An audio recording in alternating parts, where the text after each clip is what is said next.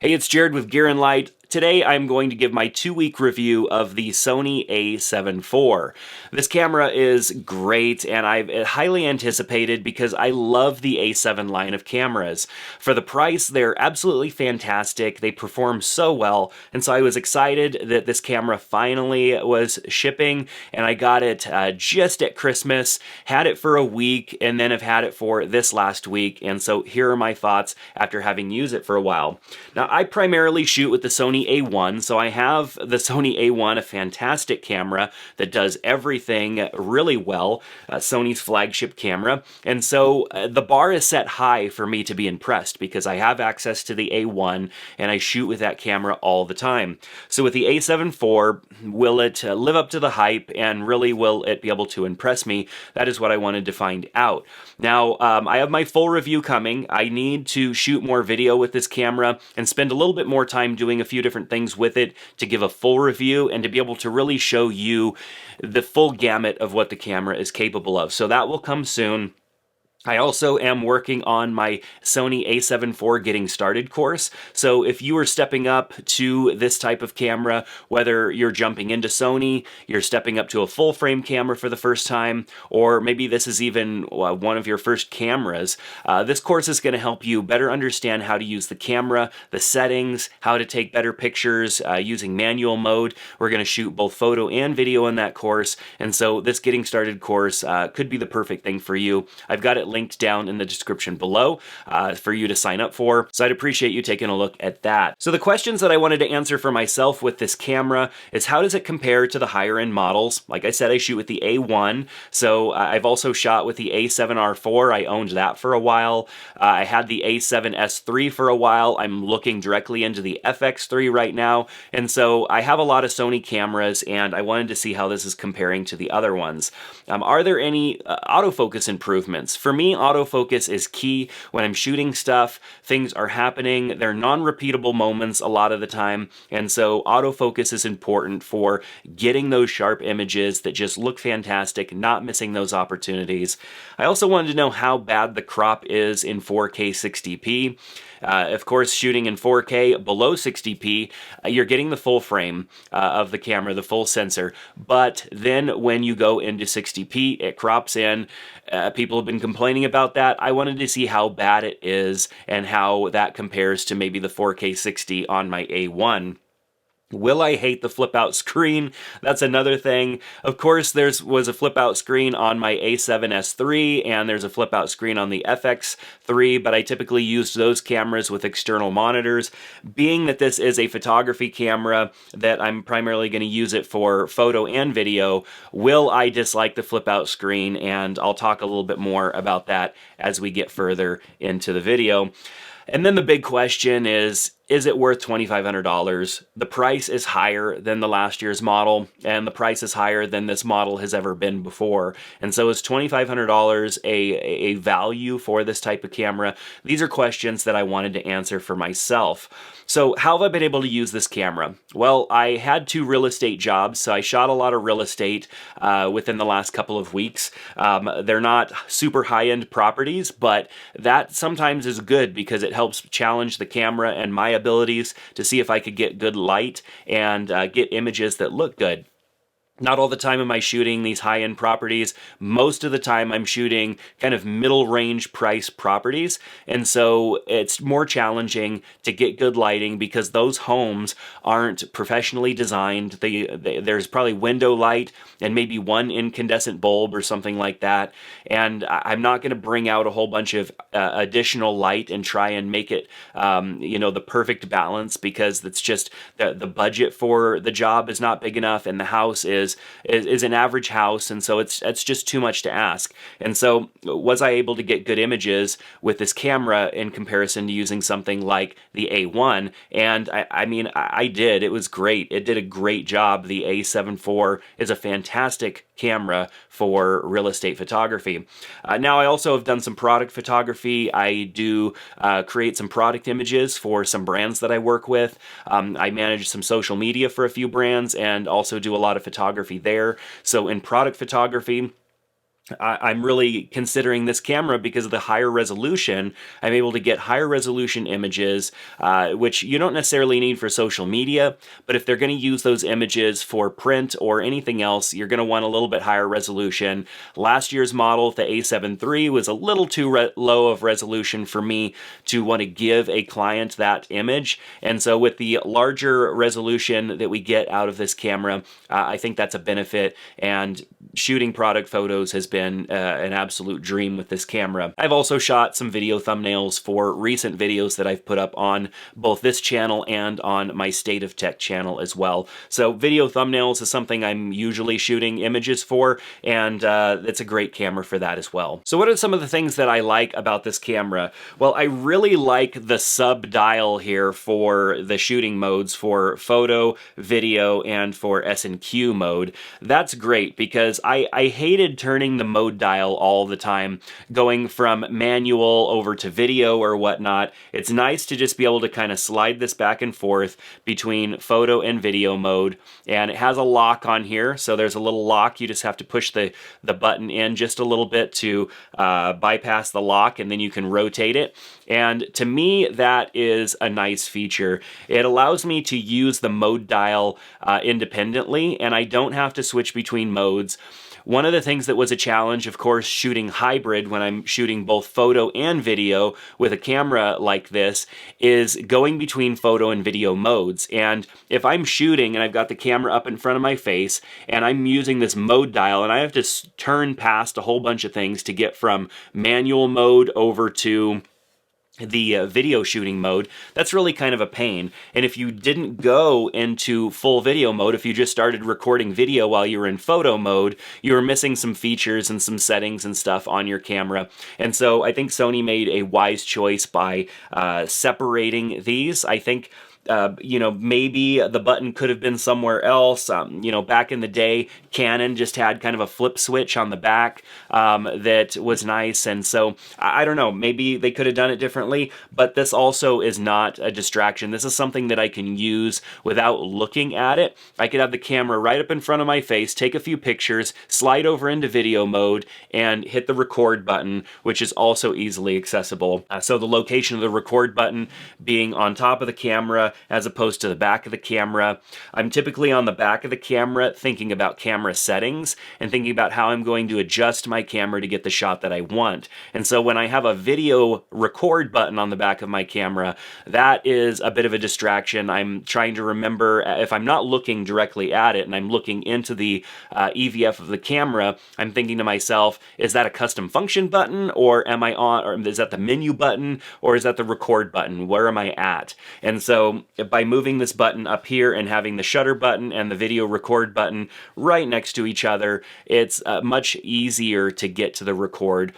Back in the day, they had it on the side of the camera, which was easy to accidentally hit, but at least it was in a position where it wasn't near anything else. It was the only button on the side of the camera, and so I'm glad that Sony has repositioned the record button. That was one of the things I liked about the Sony A7C, was that it had the record button up here on top. Another newer feature is the ability to keep your photo and your video settings separately. So when you're switching between photo and video mode, it keeps those settings. So if I'm shooting in photo mode at 1/160th of a second, f2.8, and ISO 250, and then I switch over to video, it remembers the settings. And so if I'm in video, I'm probably shooting 1/60th of a second at f2.8 and maybe a lower ISO of 100 or something like that. And so when I switch back and forth, I want those settings to be remembered. I don't want to have to change my settings manually. That was something that just plagued me daily, especially when I used to shoot a lot of weddings and I was shooting on Sony cameras, and I'd shoot photo and video at the same event. I'd have to constantly be adjusting my camera settings or use custom modes here, which meant turning the dial even more, which sometimes was a bit challenging. And took just as much time to get to the right one as making the settings adjustments. So now the fact that you can set in the menu to remember those settings for both photo and video. This is something that I went over in my Sony a7 IV camera settings video, so I'll make sure to link to that so that you can see exactly how to change that setting for yourself. But that one was huge. It of course came with the new menu system, so the A1 has it, the A7S III has it, and it's just a great feature that should have come a long time ago. The autofocus is fantastic as well. It's fast and accurate, as you would expect from this camera. The autofocus, it just improves every single year on this camera, and so I haven't had any issues there. I've done a little bit of testing with tracking and whatnot, but that's what I need to do more of in order to have my full review ready. It's been snowing a lot outside. It's been very, very cold up here in Montana, and so I haven't been outside nearly as much as I would like, and I definitely want to test the tracking and compare it to the A1 just a bit so that I have a comparison to bring to everybody and let you know exactly, how it compares, but just how it performs, and even some remembrances to maybe how the A7 III, because I don't have that camera anymore. I guess I do have the A7C, which is essentially the same as the A7 III, so I could use that as a comparison just to see how much better the tracking and the autofocus is in the A7 IV. The port doors and orientation of the ports is also a much appreciated upgrade here. As you can see, the port doors, we've got a full HDMI, which I think is great. I don't like dongles, and so having to go out with a micro HDMI to full HDMI to get to anything was always kind of a pain, and a full HDMI just seems to dock better and lock into place better, and so a full HDMI port is great. HDMI as the port design, or the design itself, has been rather stagnant, and there hasn't been really any improvements. So with Sony bringing full HDMI to the camera, I like that because at least I could just go right directly into the camera without adapters. We also have USB Type-C, and then we have a micro USB here as well for a multi-out. With the USB Type-C for charging, for transferring files to your computer, and all that good stuff. These doors are great. These are massive upgrades, and I love this door design as opposed to the flappy doors that they used to have. Then we also have our microphone jack and our headphone jack here behind these doors. And what's nice about these doors is that at least when the flippy screen comes out and you have a microphone plugged in, the flippy screen is not going to get in the way of that microphone jack. That was a big pet peeve on the flippy screen for me on every camera prior, not just with Sony, but Canon, everyone else that has a flippy screen and a microphone jack, was just that you couldn't flip the screen all the way around while having a microphone plugged in. Poor design, not very thoughtful of the way that a person would be using these cameras. So what are some of the things that I don't like? Well, the 4K 60p crop is pretty bad. It crops in a lot, and so if you're wanting your shots to be the same, so you're shooting some stuff maybe in 4K 30, and then you want to switch into 4K 60 to have some shots that you can slow down in slow motion, the crop is going to change everything, and you're going to have to rethink your shot. And so it's better just to choose one and stick with it. If you're going to want some 60p, stay in 60p and shoot everything in 60p. Don't switch back and forth between the two, because the crop is going to change the way that your image looks. Of course, cropping in everything makes your lens no longer a 35mm lens or a 50mm lens or whatever lens you have on there. It essentially makes it kind of like you have a crop sensor camera. And so it's kind of a bummer. I don't understand why they needed to do this. I would prefer more that maybe they had 60p normal and then give us 120, but give us 120 at a crop, or maybe some sort of caveat to that 120p. I just don't understand why they needed to do that. I don't think that there's any technology issues that they would have there, or things that they would have to compromise to at least give us 60p on this camera. I mean, we have it on cameras like the A1, on most of the other cameras that are higher up. They have 60p without the crop, and so I don't know. I'm sure they have some reasoning, but I think most of it is, why would somebody buy an A7S III if this camera had 4K 60p without the crop? Maybe that's it.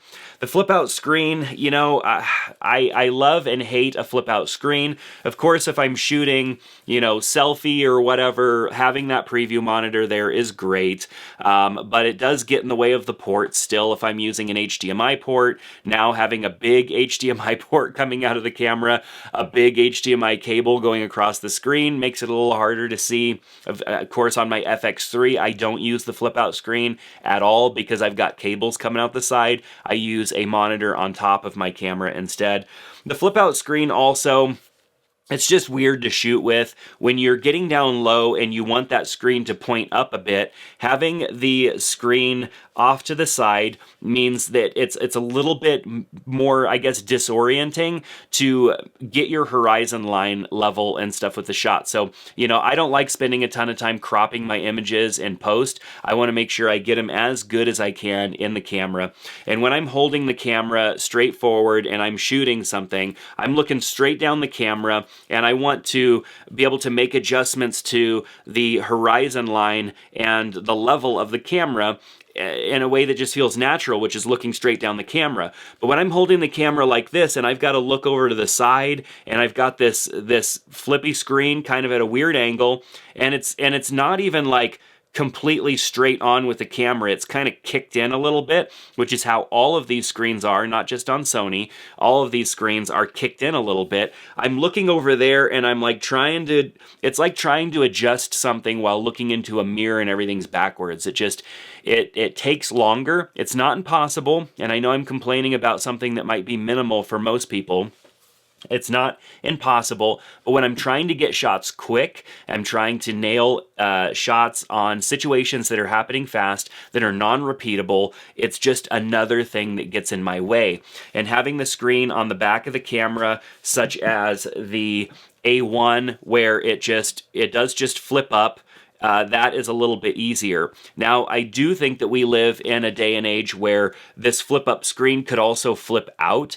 I don't think that there's any problem there, considering that this flippy screen hinge is somewhat durable, but it's not like super durable. Why can't we have a screen that pops up a little bit and then also can pop out? I think the best of both worlds would be a great improvement to this camera. I guess I'm unique in this sense. If you're feeling me on this issue, definitely let me know down in the comment section below so I don't feel alone. I love the flippy screen. I just don't love it because it takes away from my ability to just look straight down the camera and more easily compose shots that are nice and level. So some concluding thoughts. I mean, this camera is a perfect mix of photo and video capabilities. It is a true hybrid solution for people who want to shoot great images and great video and don't want to break the bank, which, I mean, $2,500 will kind of break the bank, but especially if you want a G Master lens and a few other things, but at least it's not going at a level of an A7S III where you're trading off resolution for video improvements, or on the flip side, the A7R IV where you're trading off resolution of your image for video capabilities. I mean, this is a great hybrid solution with a few caveats, of course, as I've mentioned throughout this video. It's a great upgrade for a person who has an A7 II or older, who's looking to make a jump to some more modern technology. It's a great jump. And then also, if you're on a crop sensor camera like an A6000 series camera, it's a great jump to go from one of those. Even if you have the A6600, there's definitely some improvements that I found here. I have the A6600 over there. It's not powered on right now. I also have the A7C, which is this top-down camera, the FX3, And then I have the other cameras that I've talked about so far in this video. So this is a great upgrade for anybody who has an older camera. If you have an A7 III, I would say only upgrade if you need a bit more resolution out of your image and you want that 4K 60. Those are really the only reasons to upgrade. The A7 III is still a fantastic camera and will continue to be a bestseller during 2022. For the price, you can't go wrong with the A7 III. It's fantastic. I've got videos talking about the A7 III even 2 years after it's been out, how great it is of a camera still. So make sure to check out those videos because my thoughts that I share in those videos still hold true to today here in 2022. So if you have an A7 III, unless you can get good money for your A7 III because it's like basically brand new, I don't highly recommend jumping to the A7 IV unless you need the higher resolution and 4K 60. It's also hard to find this combination in another camera. Most cameras that have been coming out are hybrid shooter type cameras. They can shoot both photo and video, but they're usually missing the mark somewhere. The autofocus either isn't absolutely fantastic like it is in a Sony, they're lower resolution, something is amiss with one of those cameras. Even though a lot of them are getting better, Canon's got some really great stuff that's come out over the last few years. This, for its price point, is an absolute fantastic camera and is just a beast of a capturing device for those that that want something that shoots both photo and video. If you consider the lens lineup that Sony has for their cameras and even aftermarket lenses, you really can't beat Sony right now. Canon, of course, has been adding a lot of lenses to their RF lineup, and so those cameras have been getting really good, and those lenses are absolutely stunning, but Sony still, I mean, is still a great option, especially if you already have some Sony stuff. You know, Sony platform is just fantastic. So if you want to learn more about settings to change and adjust on your Sony A7 IV, definitely check out that other video that I put out. Sign up for my course that's coming soon so that you can learn how to get more out of your A7 IV, learn how to use it, learn how to shoot fantastic photos and videos. Make sure to like and subscribe to the channel here. Like lets me know that you enjoyed this video and lets others know that as well. And subscribing makes sure that you get notified when I put out new videos. But that's going to do it for today. Thanks so much, and I hope to see you back in another one soon. Take care.